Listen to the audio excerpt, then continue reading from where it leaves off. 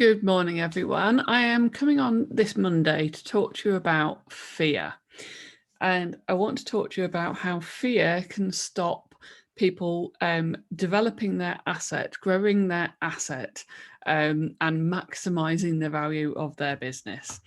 And I'm just going to explain to you exactly why fear restricts probably 95% of business owners in the UK. So I'm just going to share my screen with you.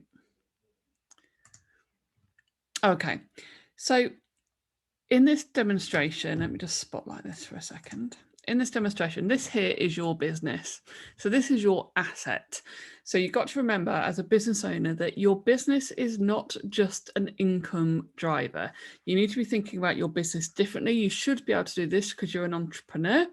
So you should already know that your business is not just there to bring you an income every month. If you're thinking that way, you may as well be an employee because you might as well just work for somebody else and bringing in income every month. So you've got to remember that your business is an asset.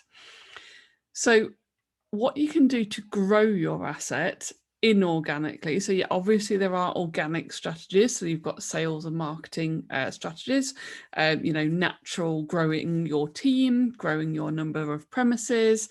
But inorganic growth strategies are where that you can purchase growth, so scale your business. And fear stops a lot of businesses doing this, yet it is the quickest way to grow a business. So I'm just going to demonstrate here exactly how that works. So here you have your business, which is your asset. Here you have lots of other businesses with different reasons why you might buy them to scale up and grow your asset. So here we have your market, a business that has a market share. So it'll be one of your competitors. So you might look at buying this business to increase your market share because they have customers that you are also trying to get. It might be that you are trying to expand and improve the customer experience. So you are buying a business that will help you to develop that customer experience. Facebook, Google, Amazon, they all do that. Most of their acquisitions are based on improving the customer experience of their products and services. It might be that you're trying to reduce the costs in the production in your business. So you buy somebody in your supply chain, so like a logistics supplier or a material producer for a product that you develop. It might be that you need to bolt on new products and services to your business, and it's quicker to do that by acquiring a business that already offers those products and services than if you went to develop them yourself. And it might be that you want to enter new markets, so something completely different to what you're currently in. So what basically happens is all these opportunities for scale are sat over here on the other side of fear, and business owners just don't tend to make that jump to actually acquiring other businesses to scale up their asset. So they get to the point where they're just growing it naturally, but fear stops them from jumping over this line to actually start acquiring businesses. So basically what will happen is if you think about the size of your business now, once you start buying these circles shapes will then add on to the size of your asset. So your asset has gone from being the size it is to start with, and then you buy all these businesses, and then your asset grows because you've moved all these elements into your business. So you then are left with a bigger asset, which basically means your business is worth more. So your asset has expanded. But the reason that fear stops them is because people often don't know what it takes to buy a business.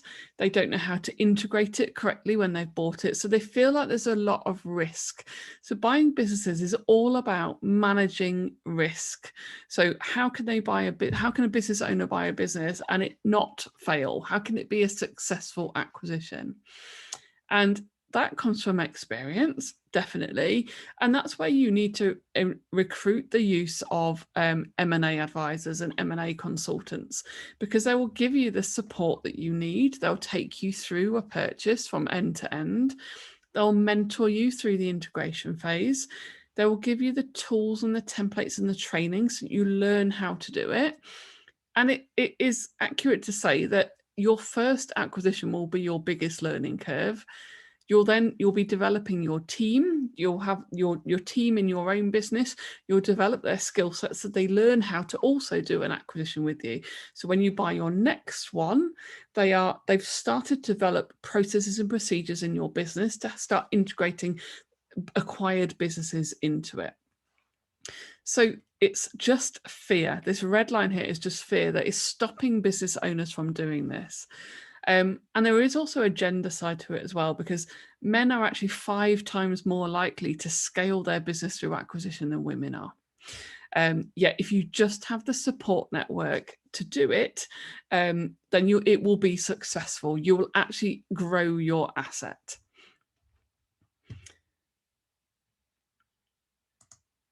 So I'm just going to now just show you what the other side of fear and how that can hinder. Okay, so what happens when business owners come to the exit of their business? So excuse my drawing here, I'm doing this completely freehand. So what you have as a business owner is your timeline. So you've got the time that you've been running your business here, and then whatever metric you're using to measure that might be sales volume, your enterprise value of your business. And then here we have your business life cycle. So what business owners tend to do is they get, again, trapped by fear. So they have this fear that they've running this business. What are they going to do after they've sold it? What are they going to do after they've exit? So they cling on to this fear of, but what am I going to do? What would actually be next to me? So I can't sell yet because I don't know what's going to come. I don't know what's going to be after. So what happens is that fear stops them selling their business at the optimum time. So if we look here, fear has meant that when you finally got through your growth curve, your business life cycle, by the time that you've actually got to grips with your fear and decided, okay, I realize now I need to sell because I'm ready to exit, you're probably already past the maturity and going into the decline and decay phase. So when you come to sell your business, you are here. So your asset value is here. So what you're going to get for your business and money you're going to get for your business is lower because you've waited too long. So what you should be doing is trying to exit your business at this point here, because your enterprise value is now higher. So you're going to get more for your business. So you should always be mindful of what your business is worth as you go through the business life cycle. And because it takes 1 to 3 years to prepare a business for sale, you actually need to be preparing your business for sale over here. So before you've even hit the maturity phase, because you need to be developing a business that has the solid foundations, has a business plan and strategy that is working towards increasing its enterprise value. So you need to start working on selling your business here, so that you can actually sell your business further down the line in 1, 3, 5 years here, when your business enterprise value is at its optimum point. But fear stops owners doing that. So what happens is the business life cycle carries on, you enter the decay and decline phase, you then realize, you get to here, actually I should be starting to prepare my business for sale now. You then get distracted because you're trying to sell your business at the same time. And by the time you've come to sell it, your enterprise value has dipped down here. But it's fear. It's this fear of what happens after I sell, what's going to happen to me after I sell, what am I going to do? Personal things as well as business things. So business owners need to get over this fear, this what next analogy. And start preparing their business for sale when they're here, when they're at the top of their, they've gone through the early growth phase and they're starting in the scale phase. The scale phase is where you need to be buying businesses to bolt on the value, to increase your enterprise value, and preparing that business for sale. So you're at this point here, you're starting to do acquisitions, and then you move along here and sell your business here. So this is why you need to not let fear overcome your business.